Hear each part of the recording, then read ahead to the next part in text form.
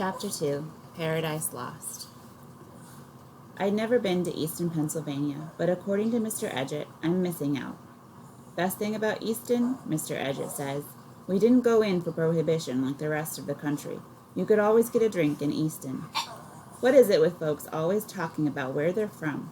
You could grow up in a muddy ditch, but if it's your muddy ditch, then it's gotta be the swellest muddy ditch ever. Mama's the worst. She's always going on about how Key West is paradise. It's beautiful. The weather's perfect. There's fruit dripping from trees. To hear her talk, you'd think the roads were paved with chocolate, like something out of that dumb song Shirley Temple sings. On the good chip lollipop is a sweet trip to a candy shop where bonbons play on the sunny beach of Peppermint Bay. It turns out that getting to Key West is nearly as impossible as getting to Peppermint Bay. There's no road between some of the keys, which are little islands, so we have to wait on a ferry to take the car and us over. It's hours late because of the tide. This is ridiculous, Mr. Edgett grouses. I don't owe Archie a penny more after this trip. When we finally pull into Key West, there's not a bonbon in sight. Truth is, the place looks like a broken chair that's been left out in the sun to rot. The houses are small and narrow, lined up close together, and most of them haven't been painted in a long time. There's trash piled everywhere. It's so hot and humid it hurts to breathe. What a dump, Mr. Edgett says. But it's the green peeping out everywhere that catches my eye. Between the houses, in the yards and alleyways, twining vines, strange umbrella-type trees with bright orangey red blossoms, bushes with pink flowers, and palm trees. Like Mother Nature is trying to pretty up the place. She has a long way to go, though. We drive around looking for Curry Lane, which is where Aunt Minnie lives, but Mr. Edgett's about as good at following directions as hair today is at growing hair. Finally, we park next to a little alley so that Mr. Edgett can study the hand-drawn map Mama gave him. I just don't understand where this Curry Lane is, Mr. Edgett says, scratching his bald head. I wish Archie was here. He never gets lost, and he's been just about everywhere. We'll sit with a big map, and he'll point out all the places he's been. See Chicago? Folks are smart there. And they like to look good, too. Sold a crate of hair pomade in one day, he'll say. Or, that little town in North Dakota? Stingiest place I've ever been. Folks there wouldn't buy a button if their pants were falling down. A barefoot boy with big ears is looking furtively down the alley. He's wearing overalls with no shirt underneath. Hey, kid, Mr. Edgett calls out the window. Can you tell me where Curry Lane is? You're looking at it, the boy says, pointing down the muddy alley. That's Curry Lane? I ask, and the boy nods. Which one's the Curry place? Mr. Edgett asks. They're all Currys, mister, the boy says. It's Curry Lane. Mr. Edgett gets out of the car and grabs my suitcase. Come on, Turtle, he says. At least we're in the right place. I pick up Smokey and follow him down the lane. Mr. Edgett stops in front of a house that's so small you could probably sneeze from one side to the other. There's a boy who looks my age rocking lazily on a porch swing, his feet resting on a sleeping dog. In front of the house is a beat-up child's wooden wagon. Somebody's painted on the side of it, "Will work for candy." Excuse me, son, Mr. Edgett calls to the boy. What are you selling, mister? The boy asks, flexing grimy bare feet. He's wearing one of those newspaper boy caps set low on his forehead. Mr. Edgett brightens. Well, since you asked, I do happen to have some hair today back in my automobile. The dog lifts its head and growls low in his throat. It's the funniest looking dog I've ever seen. Like someone crossed a dachshund with a German shepherd. It's all tiny body with a big head. What's it do? The boy asks. Makes your hair grow? Mr. Edgett says, pointing to his head. It's guaranteed to work in 1 month or your money back. The boy snorts.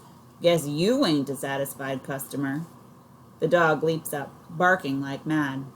Smokey looks at him, like she can't be bothered. She's never been very scared of dogs, just kids. Beans! What's going on out there? A voice shouts from inside the house.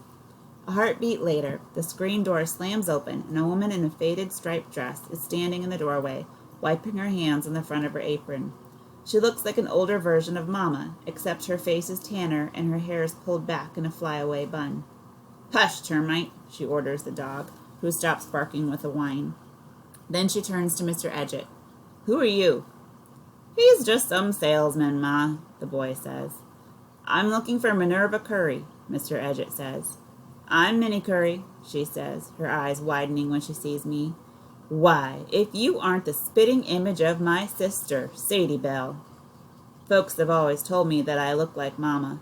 My hair's brown, same as hers, but it's cut short in a bob with bangs, like a soup bowl turned upside down. Mama keeps hers long as a good dream, because that's the way Archie likes it. Our eyes are different, though. I think the color of a person's eyes says a lot about them. Mama has soft blue eyes, and all she sees is kittens and roses. My eyes are gray as soot, and I see things for what they are. The mean boy on the porch has green eyes, probably from all the snot in his nose. That's because she is Sadie's daughter, Mr. Edgett says. I'm Turtle, I say. Turtle, the boy, Beans, says. What kind of name is that? At least I'm not named after something that gives you gas, I say. Where's your mother? Aunt Minnie asks, looking around. Mr. Edgett answers for me. In New Jersey. Where else would she be? Who are you? Aunt Minnie asks. Mr. Edgett holds out a business card. I'm Lyle Edgett. You can call me Lyle. Beans hoots with laughter. Idgett? Your name is Idgett? That's a scream, pal. It's not Idgett, kid, Mr. Edgett says, his lips tight. It's Edgett. Got it? Edge it. Whatever you say, Mr. Idgett, Beans says. Mr. Edgett frowns at Beans and says to Aunt Minnie, I'm a friend of Archie's. Who's Archie? Aunt Minnie asks. I'm starting to get that bad feeling I always get right before one of Mama's fellows stops coming around and breaks her heart. The fellow Mama's dating, I say. Aunt Minnie looks at me in confusion. I don't understand. Why are you here without your mother? Didn't you get her letter? I ask. What letter? Did something happen to her? Say, Mr. Idgett, Bean says loudly. You been using that hair tonic on your arms? 'Cause it's sure coming in thick there. It's the final straw for Mr. Edgett. He drops my bag on the porch. The dog leaps back with a startled yelp. I'll leave you to your happy reunion, Turtle, Mr. Edgett says with a huff, and marches down the lane to his automobile. He gets in, guns the engine, and screeches away. So long, Mr. Idgett, Beans calls, laughing. Mama wrote you a letter, I say. She got a new job as a housekeeper, and Mrs. Budnick doesn't like children. So she sent you to me? I didn't have anywhere else to go. She looks shocked. For how long? Until we can get a place of our own, I guess, I say. Or until she gets a new job where I can live with her. But Aunt Minnie isn't listening to me. This is just like Sadie Bell. She never thinks. As if I don't have enough already with 3 kids and a husband who's never home. She looks at Smokey. And you brought a cat? Smokey's a good mouser, I say. She's good at being ugly is what she is, Bean says. From inside, a young voice calls, Ma! I had an accident! Aunt Minnie closes her eyes and rubs her forehead. Ma! The voice cries again. She turns on her heel, walking through the door without a backward glance. Beans, help your cousin with her bag, she calls over her shoulder. Then it's just Beans and me and the animals. Here, Bean says with a mean smile, picking up my suitcase. Let me help you with your bag, Tortoise. He flips it over in one smooth movement, dumping my belongings onto the wooden porch in a heap and sending my paper dolls flying everywhere. Beans walks into the house, the dog running after him, and slams the door so hard it nearly falls off its hinges.